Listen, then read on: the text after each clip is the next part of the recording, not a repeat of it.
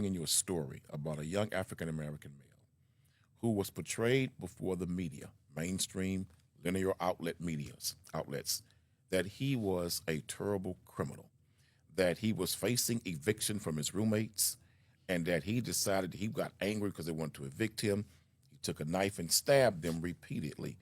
Well, when you see the videos, that tells the whole story that those mainstream outlets were unaware of, then you see the actual truth of what took place inside that apartment. This young man is not a criminal, shouldn't even be called a suspect. He was a victim who protected himself, who stood his ground after multiple assaults against him physically by those inside that apartment. Mother, good morning. Thank you for being here on behalf of your son. You were on the phone with your son from the very beginning of this, am I correct? Correct. Tell us what happened this dreadful evening.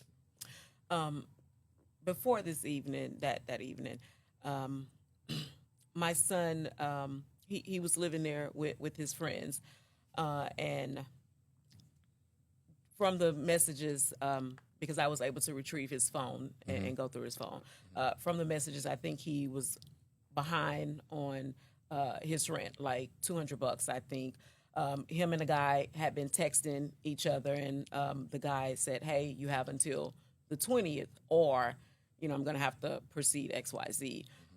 And hey, come in and talk to me."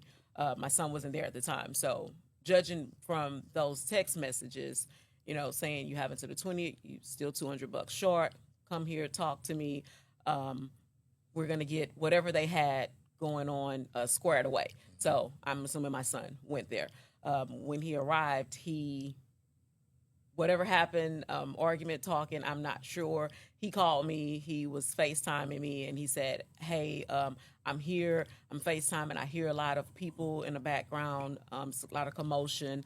Then he FaceTimed my daughter, so it's like four of us on the phone, and he's like, "I'm recording. They set me up. They've been attacking me." I think the phone drops, and you hear a whole lot of stuff, and so we immediately like, "Hey, where are you? Where are you? Send us the address." And so we get in our cars and we're en route.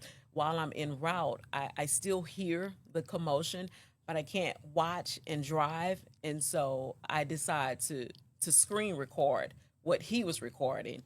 And when I arrived, before I arrived, I saw the police were there, and he was walking out of the apartment. While he was walking out of the apartment, it's a young lady. This is live time. It's a young lady, and she's coming at him, and she's kind of like wanting to fight. I see a gentleman on the floor, and then she's grabbing him, and he's saying, "Ma, she has a knife, and she's grabbing me," and he's back and forth with him. He's like, my mom is coming, my parents are coming." And the little girl is like, well, this is on the video. The girl is saying, I don't care. Yeah, let your mom come. And then she grabs his shorts. He's like, she's grabbing me. He's like, let me go, let me go. And so he manages to get out of the apartment. And then you see the police, and he's like, "The police are here." He's like real happy that the police are here. He's like, "The police are here. The police are here." And you see the officer, one officer, he immediately gets out of the car, and he has the gun drawn. And he's like, "Why do you have your gun on me? I didn't do anything. I called you." And he's like, "Get down." And he's like, "Sir, what are you doing?" And the officer runs up, grabs him, throws him on the ground. And he's like, I didn't do anything. And the camera, his phone is still recording, and my phone is still recording at that time. And so I'm there now. And I stopped my phone, but ironically, his phone is still capturing all this. They put him in a car.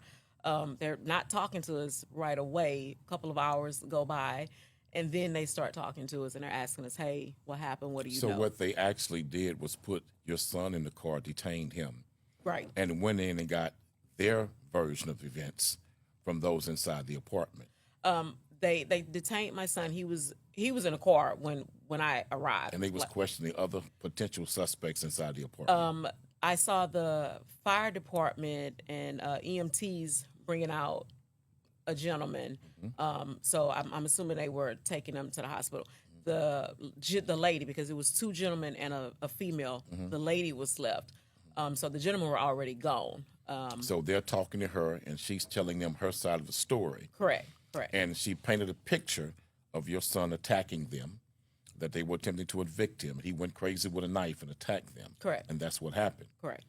But the great part about this is, and the God gift, is that it was actually all caught on tape. The actual recording of the incident and the events were on tape. At least 90% of it. When did you discover you all actually had these videos? So he was really upset. You could hear him in the car, saying, "Hey, get my phone, get my phone." And we were all kind of looking for the phone. And so in the midst of us looking for the phone, I received a video right there live, and I was like, "This is him. How is he able? Does he have his phone in the back of the car, or whatever?" And so we opened that video, and it's not my screen recording. It's actually like right before. And so we're looking at that, and so now we're trying to get whatever officer's attention, and then one of the officers says, "I have his phone." And so I was like, and he's like, you could hear him. He's like, "Give my mom my property, give my mom my phone." And he kept saying, "No, the phone is coming with me." I said, I still hear it. And he's like, "No, the phone is coming with me." And so we were able to open up my phone and open up the video and start watching. And so the officers that were kind of giving us a hard time, when we started showing them the video, they were like, "Oh, okay." And so it was a female officer, and I was like, "This lady is on the video. She's like really, really aggressive to him."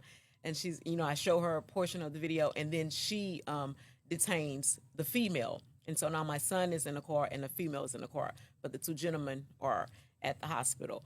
This was like from 6 to midnight. I want to say almost every officer that came on the scene watched the videos. And there was one particular homicide investigator. That's the type of shit they do. They want to start shit, but don't want to finish it. Why is he in jail?